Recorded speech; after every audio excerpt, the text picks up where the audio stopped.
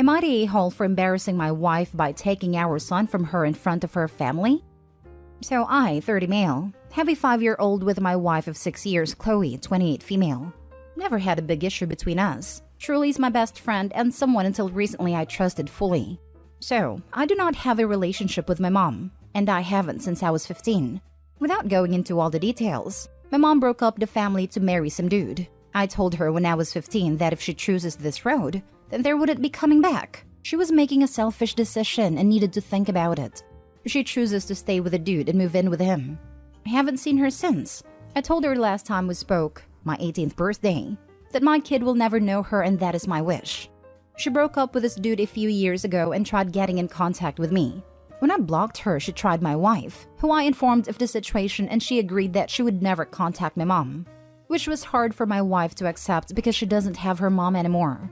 My wife was pushy at first about me opening up to reconciling, but when she learned I wasn't budging, she learned to accept it. So, this weekend I'm fixing the Ring doorbell we have and finally learned how to see the old footage. That is when I see my mom on the camera. I go back months and see her more and more.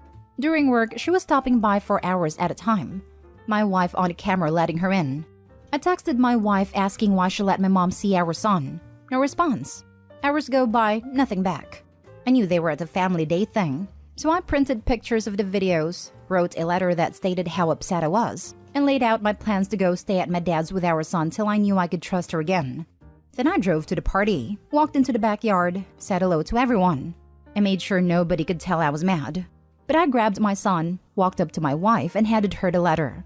Told her to check her phone and read the letter privately. I told my son we had to leave, quietly packed up his stuff and headed to the car.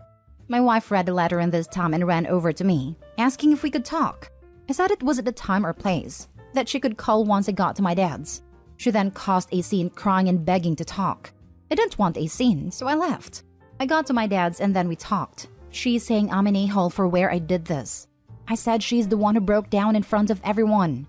I didn't cause a scene. She did. I tried making it as low-key as possible. She chose to not answer her phone. She chose to read a letter in front of everyone when I said not to, and she's the one who cried and begged for a ride home. So she embarrassed herself with her actions. I've been staying at my dad's since Saturday and we plan on coming home sometime this weekend. But I don't think I need to apologize. But I'm still being called a-hole. Am I the a-hole? Now for the top comments. Not the a-hole. That is a very deep betrayal. As someone who was estranged from my father for some time, this would be utterly devastating. And I'm so sorry. I hope she thinks very deeply about what she's done and does everything in her power to regain your trust. Something I haven't seen many people mention, the kid is 5. He's old enough to talk. Sure, he's not waxing lyrical on the merits of Chaucer over Shakespeare, but he's old enough to be able to say, "Daddy, I saw Granny today." But in the last few months, the kid hasn't let anything slip, which to me suggests he has been coached to keep it secret. That hadn't even crossed my mind. I'm estranged from my mom, and if my partner was letting her into our home without my knowledge, I would immediately leave, let alone seeing our child without my knowledge. And then that adds even more layers to the whole thing. How did the kid not let anything slip? Had to have been coached, which is playing with freaking fire. Everyone sucks here. Sure, you made it as low-key as possible. Apart from the fact where despite your son not being in any immediate danger that would warrant urgent intervention on your part, you just had to do this in public, instead of waiting for her to get home. And don't act like it's all on her for not wanting to wait to read your damn letter to figure out what the hell was going on, or subsequently freaking out. Let's face it, you wanted her publicly humiliated. And while one can argue whether or not she deserved that for blatantly disregarding your wishes regarding contact with your mom, if you want this marriage to survive the situation, admit you acted out of anger, so you can focus on the actual problem and see if that's something you two can fix or not. I think you're definitely reaching. Did you just glaze over the part where he had already texted her multiple times before writing his letter and going over there to get a son? He might not have handled it perfectly, but saying he wanted her publicly humiliated is far stretch. He doesn't need to apologize for his feelings. She lied to him and disregarded his wishes for months. Next story. Am I the a-hole for not forgiving my parents when they tried to force institutionalize me? I, 42 female, started having very severe panic attacks. I'm talking loud, long, messy panic attacks. My husband and I have been married for 19 years and have 3 children, 18, 17, and 13 at a time. It obviously was extremely difficult for all of us. January 2021, I went on disability and entered into an intensive outpatient program to help sort out why I was having these panic attacks and how to prevent them, and spent 12 weeks in the program. I was trying to do right by my family and do what was best for me. My IOP ended on Thursday, April 29th, and my husband and my dad asked me if I was better. I was caught off guard by this, as I was still processing what I went through in my program, and protectively replied no because I wasn't ready to share how I felt. On Monday, May 3rd, my husband told me I needed to either go to our cabin for a week or be institutionalized, and that my father and mother would back him and they would kick me out of the house. We rent from my parents if I didn't go. I was understandably confused AF, even more so when I called my father in tears to confirm this. Apparently, they thought I was bipolar, but that's no excuse, especially as I was being very closely monitored by the medical professionals. After an hour of driving, I had to pull over as I was hysterical. It took my BFF, who is an MD, to convince my husband that not only was this not okay, but there wouldn't even be a program that would take me, as I certainly wasn't a threat to myself or others. This whole thing was driven by my mother. My husband really doesn't understand much about mental health or anything medical. I was mortified, but I went home. During this time, my hand had been going numb, on and off, but figured it was due to the stress of the situation. On Friday, May 7th, my whole arm went dead due to stroke. It turns out I had a disease in my carotid arteries, but a stressful event pushed my brain over the edge, so to speak, causing the stroke. I told my extended family, brothers and parents about the stroke over Zoom, as I was still emotionally gutted by their attempt to force institutionalize me. I told them that they were not welcome at my house for the time being, as their presence was highly triggering after what they did. My husband feels horrible about what happened, entered therapy, and has made a lot of progress. My parents, on the other hand, refused to apologize, as they only had good intentions, which is very hurtful, and have repeatedly said they aren't sorry they did it. My brothers all think I'm the a-hole, as I won't forgive my parents and let it go so the family can all hang out again. I don't feel safe when I'm with any of them anymore. I really can't see how I'm the a-hole. So please, I want honest opinions. Am I the a-hole? Should I just let this go? Some added info. No, I did not have a history of panic attacks. It was a very sudden onset. At the same time, I dropped 30 pounds without trying. It was very scary. All of my symptoms were from the disease that helped create the perfect storm for my stroke. No amount of meds or therapy could fix it, as it wasn't actually a mental health problem. It is now, though, after what my family put me through. Many people have expressed concern for my children, and I want you all to know that I appreciate that. I promise I try to keep them as far away from my panic attacks as possible. I would isolate in the bathroom and scream into a pillow. I would often get to the point that I couldn't feel anything around me, and they were terrifying for me and the rest of my household. My mother called CPS, again because she thought I was manic, and CPS saw that we were literally doing everything we possibly could, given the situation. They were very kind and supportive. The worst things in the world are done with the best of intentions. Dr. Alan Grant. Not the a-hole. The road to hell is paved with good intentions.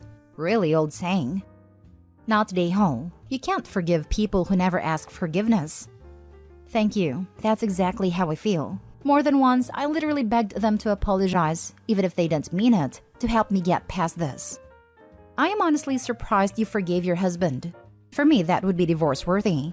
If he knew I was sick and struggling, it essentially kicked me out of my own house, threatening that either I leave my house when I was vulnerable or he would try to institutionalize me or make me homeless. I would change the locks the next time he was away, file for divorce, and look to move somewhere my parents definitely wouldn't know.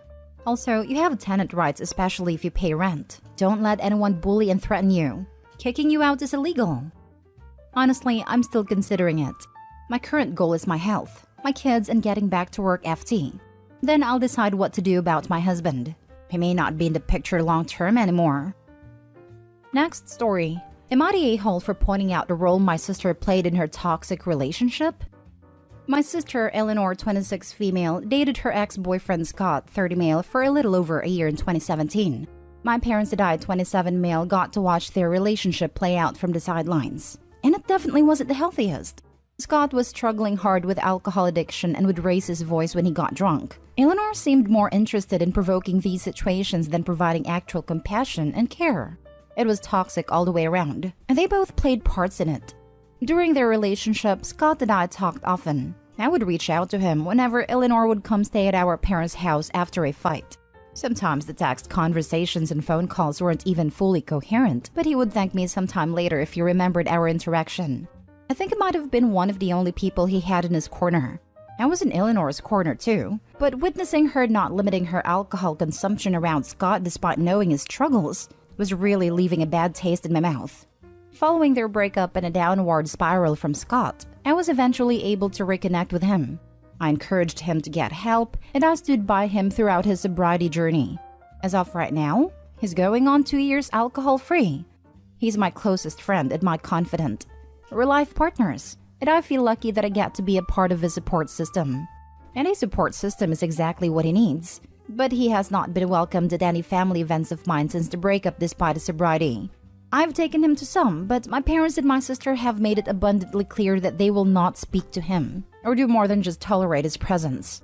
This all came to a head this past weekend. I told my family I wanted to talk to them at the family brunch my parents host occasionally. Once there, I tried to initiate a conversation about forgiveness, but Eleanor basically wouldn't allow it. She would interrupt me by saying things Scott had previously said to her. I tried to ignore her and have a productive talk with my parents, but eventually I snapped and told her that if she had supported Scott in the way he had needed, and not selfishly continued to drink in front of him despite the very obvious alcoholism struggles, then maybe things would have been different. I left but have received text from my parents and her about how out of line it was, and how bad of a brother I am. Am I the a-hole? Edited to add, I am not saying Scott's addiction was my sister's fault or putting any blame on her. I'm also not excusing his actions. I'm simply saying that both sides of this relationship were toxic, and I wish forgiveness was an option. You're the a-hole. He had a problem, not her. Congratulations on fixing him.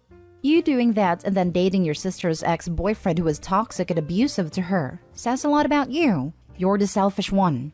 Edit. My question is also why you felt so compelled to console and help a stranger mistreating your sister. The one arising the issues, leaving your sister on the sidelines and blaming her? Very strange behavior. Perfectly stated. The pride about fixing Scott and judging his sister harshly was so evident in his post. In addition, I'm skeptical about anyone's attempt to be the mediator and force forgiveness. You're the a-hole for initiating this weird relationship with your sister's boyfriend at a time and current ex. If I was her, I'd cut you off.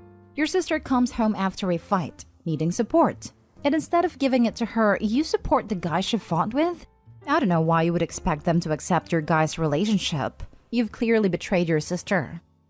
Opie said he and Scott are dating now. Last story. Am I the a-hole for telling my father-in-law he can starve if he wants because I didn't care? My husband and I, both 26, recently hosted a family dinner to announce our pregnancy. It's important to add that my husband doesn't have a close relationship with his father, but we keep him around because he still has 3 minor siblings that we love and care for. My father-in-law is the type of person that still thinks women should serve men at dining times. Like he has to be served first because he's the breadwinner and stuff like that. We usually don't care since we mostly ignore them. However, this time my family was present and we consider he fooled around and found out. My dad is my favorite person in the world. My mom died when I was little, and my dad took care of my older sister and I. They're the only family I have left. At dinner, both my husband and I cooked things we knew both of our families would like. The first issue started when my father-in-law tried to sit at one of the heads of the table, and my husband said no. He sat at one and I sat at the other. Me with my father and sister to either side, and him with his brothers, so my father-in-law was kind of in the middle and didn't like it. The second problem, and the cause of all of this, is that everyone was kind of serving themselves. However, my dad has a damaged nerve on his right hand, and he struggles when holding spoons/forks and such. My sister bought him a Parkinson's-friendly cutlery set that he brings around, but a big spoon for serving is still hard for him, so I offered to serve him his plate while my sister served him his drink, and then we all sat to eat and chat. 3 or 4 minutes after that, my father-in-law asks out loud, "Is no one going to serve me my plate?" And my husband looks at him confused and says, "No, we don't do that here." And my mother-in-law just gets up in a hurry and takes his plate.